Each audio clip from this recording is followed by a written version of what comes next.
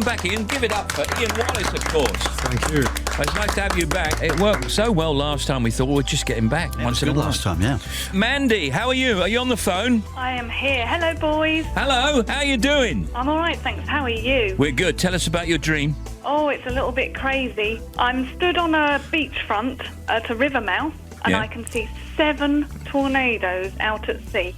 You're stood on a river mouth and you can see 7 tornadoes Yes. out at sea. Yeah. How do you know they're all tornadoes and how can you see them separately? They're sort of in a row, 7 big swirling twisters. Wow. They start coming towards me, Yeah. so I turn and start running up a hill, and I'm shouting at people, get in your houses, they're coming, the twisters are coming. And I'm running up this hill to a cottage. Now, it's not my cottage, but it is my cottage, if you see what I mean. Yes. Do you do it in that exact voice, Mandy? I could do. Yeah. So it's look out, here come the twisters. Well, I was being nice and polite. That's not Do you quite what I mind? say. This is obviously a difficult dream, this, for Mandy to deal with. Does it normally happen after you've been drinking and eating cheese? I don't particularly eat cheese. No. Well, But it goes on and on and I was on. being frivolous, but Ian has a look on his face as if to say, I know what this is all about. Thank you, Tim. What about the barking dog? I haven't got to the barking dog. oh, hang on, Ian. There's a barking dog as well. Yeah. Where's he? What's he doing? He's barking. It's a little Jack Russell. Right. And he's behind the white picket fence. Okay, well, we've got it now, Mandy. We're just going to hand over to Ian and see what's going on. Ian. Fantastic. Hi, Mandy. This is a fantastic dream, Mandy. When we dream about a tornado, we're dreaming about some big change in our life. So there's something that's happened in the past few years, Mandy, that's been a big change in your life, or you feel like there's a big change coming. So you're at this river mouth, you're on solid ground. So anything to do with solid ground is you feel really grounded and comfortable. But anything coming in from the sea, it's an emotional thing. So there's some big emotional change that's been happening in your life. And you're trying to tell everyone else about it, but no one's really listening to it. So you run up the hill, some effort involved, you get to your cottage, which is not really your cottage, but it is. Yeah. Anytime we dream about a house, you're dreaming about yourself, Mandy. All right. So this cottage is your idealised future. It's lovely, it's white. Yeah, white Picket picket fence, roses round the door. Yeah, it's the future you want to have. Not taking the mickey, you lot. No, No, not we're taking the not. mick We're at all. not. We're not. Carry on, Ian. No, carry on. So this is your ideal future, but you're really scared that something is going to upset that. And then you've got this dog barking in your garden, this wee Jack Russell. Anytime you dream about a dog, you're dreaming about unconditional loyalty and affection. So there's something where you're giving unconditional love to someone, trying to fix something, trying to fix this big emotional upset that you've had in your life sometime in the past few years with these 7 tornadoes coming towards you. And this unconditional love is giving you this message saying, get inside, look after yourself, protect yourself. So eventually you break through and start looking after yourself than running around looking after other people. Goodness, that all spookily makes so much sense.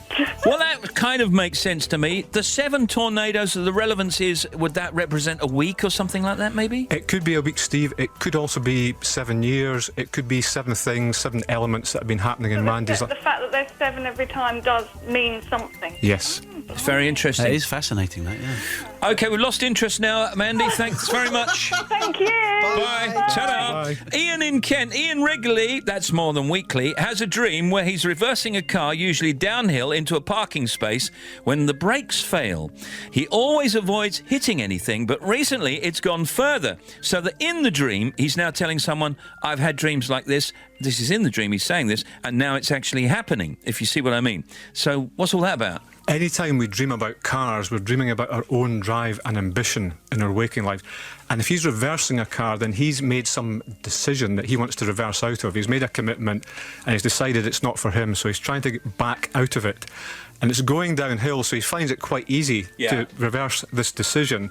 But then he starts to lose control. He's backing out of this thing. It's going out of control. The brakes fail. He's avoiding any damage to what's around him. But now he's really starting to become aware of it, that he has to do something about this and make a decision to finally leave this thing that's causing him a problem. Okay, Wow, that's very interesting. Can I ask a general question? Yes, when Tim. we dream, does every dream have an explanation, in your opinion? Or can sometimes a dream just be nonsense churned out by the subconscious? Usually the dream has a meaning. That's how we express our unconscious awareness. Just as we're falling asleep, we go into this state called the hypnagogic state, where we just have images flashing into our mind, and quite often those are meaningless and nonsense. Dreams expert Ian Wallace is with us. We got loads of emails, we got loads of people wanting to find out what their dreams mean, and here's something from Tim. Well, this is from Dave in Kent, and indeed from others have had similar dreams as well. Dave says he has a dream where he's walking back home at night and he sees a lioness on the prowl. He changes direction and the same thing happens. He feels that his life is in danger at every turn. This is in the dream. The dream then just finishes without a conclusion. So what could that mean? Anytime we dream about an animal, we're dreaming about our own instincts and impulses. People dream about lions a lot, and a lion represents confidence. We talk about a pride of lions. It's a pride and confidence. So there's something in waking life where Dave needs to be more confident. He needs to be prouder of what he does. And because it's a lioness, it's probably something to do with his creativity and his intuition. Ian Wallace is here. When we come back, we're going to talk to Claire Dudley in East Sussex, a phoner, talk about the dream that Sue in Lancashire has, and also Rita. We don't know where Rita is. But it doesn't matter. We'll be right back with Ian Wallace. Don't go away. We're looking at dreams today. We're back here with Ian Wallace, who's a professional dream psychologist. He's analysed over 100,000 dreams throughout his career so far. He believes that exploring our dreams is the most powerful way to understand what we want out of life and how we can achieve it. We can use our dreams. Hey, Claire, how are you? Hi, I'm fine, thank you. Good. Where are you? I'm actually in East Sussex. Oh, very good. Tell us your dream. I don't want to bore you too much because it just goes on forever. However, basically I'm walking along a path and I feel like it's the future, and there's been destruction, there's rubble all around me, and it's absolutely desolate. I walk past famous landmarks like Sydney Harbour Bridge, a pyramid, the Sphinx, and the Sphinx is actually gold. And then I walk into a town, and the place is derelict still. Right. And I see a large house and 3 terraced houses joined together, and there's a wall that surrounds them. And I know that I bought those houses, and I look at the windows and of the smaller houses, and they're slightly broken. Yes. I know that it'll be a really good investment. Okay, can I just summarise it? I'll read what I've got written down for you. Yeah. It was full of rubble, it was desolate, you bought a huge house with adjoining terrace houses. They needed work, but you could see the potential and then was letting them out. She walked inside the main house, it had beams and the rooms were lit by hundreds of lamps. She held keys in her hands, which is something she dreams of regularly. Did you get that, Ian? Yes, I did. Thanks, Steve. Hi, Claire. So, Hi. as we said in Mandy's dream, when we dream about a house, we're actually dreaming about our own self, our own identity. So you're dreaming that you're in the future. So anything about the future, these are plans and ambitions that you have. You've got some great ideas that you really want to work with. But the future seems really, it's all rubble and desolate. So you know you have to leave the past behind. You have to break down all the habits and memories you've had and just move into the future. This huge house is your potential to make something and do something with your life, Claire. And you've got adjoining terrace houses. So these are some people that are going to help you with these big plans and ambitions you have. So you see this potential of making these things, of making value. And then when you go inside that main house, you have beams. So these are things from the past. This is experience that will support your new ventures. And the rooms were lit by hundreds of lamps. So you've got really bright ideas. You're illuminating all these things, the pathways into the future. Dreams often talk in puns and what we call homophones. So a beam can be something that can hold something up, but it can also be a light beam. So you've got these really strong ideas that are beaming out into the future. And the keys that you hold in your hands are, you know what to do, you know how to do this, you know how to unlock your own future and step into it with these fantastic ideas that you have. So you've got the answer right with you. Yeah. Very interesting. Thank you very much for being on, Claire.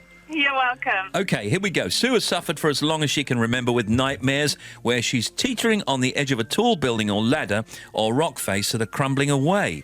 And she has to jump across a gap to another similar building, a ladder or maybe even a rock face. She's terrified of falling or the sides crumbling away. She also dreams about escaping and running up a staircase. This is Sue in Lancashire. We're doing it, Sue. When we dream about a tall building, then we're often dreaming about our career. So Sue has terrible job insecurity. She's probably extremely good at what she does. She probably is a bit of a high flyer, but she just feels very insecure all the time. So she's teetering, hanging onto the edge of this tall building or ladder, and she feels it's crumbling around her. She feels a bit insecure. Jumping across a gap to another building is an opportunity to go and work for another company doing the same thing. Gotcha. But she's terrified of leaving the job security that she has to go into this new venture. And escaping and running up a staircase is usually a career progression. It's a series of steps that takes us upwards. But once she gets up to the top of this, she can't get through. So maybe she's got a bit of a glass ceiling in the job she has just now and can't break through for that. So the dream is telling her to feel more secure in her job and be really confident in her professional talents. Okay, we had, I would say, dozens of people say that they were running up and down stairs. That's a frequent dream, and that is about one's career, is it? And finding new pastures. Yes. And jumping into a different building and all of that. Okay, what you got there, Tim? I've got one from Rita. We don't know where she is, but thank you, Rita. She says in her dream she can see her arms in front of her from the elbow upwards, reaching towards a bright blue hazy light. Now, her arms were pale white, and around each wrist were draped white round beads. She says they looked beautiful, and they were swaying hauntingly like seaweed sways under the sea. Then instantly she fell and saw a white string coming from behind her, which started tugging at her arms. There was a blue flash, and when she woke, she was startled and she felt very strange. When we dream about our light, we're always dreaming about how we can illuminate what's around us. Our arms are about how we take action and make change in our lives. So this is probably something creative. Rita has artistic talents, and she's using them. She's illuminating what's around her by using her artistic talents. Her arms are pale white and they're swaying like seaweed, so she probably creates this art from a very emotional and intuitive place. But then she feels this string tugging. There's something stopping her creating what she really wants to do. There's something constraining her. And there's a blue flash. She has a sudden realisation what's holding her back, and then she wakes up. Absolutely fascinating as usual. Thank you, Rita, for that. No place given. Where are you? Okay, and looking through a lot of the emails and a lot of the response that we got, this question came up time and time again.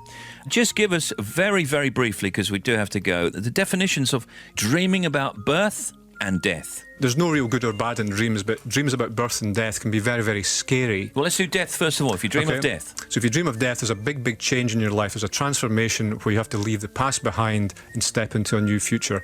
When you dream about dead relatives or dead friends or dead loved ones, these are qualities that these people have that you really, really admire and are starting to embody yourself. What about, just briefly before you answer the birth one, what about dreaming about people and places that you haven't seen for 30 or 40 years? Something happened in that place from 30 or 40 years ago, or you had some connection with that person. There was something happened, there was a quality, there was an experience, and that's coming back out again in your waking life.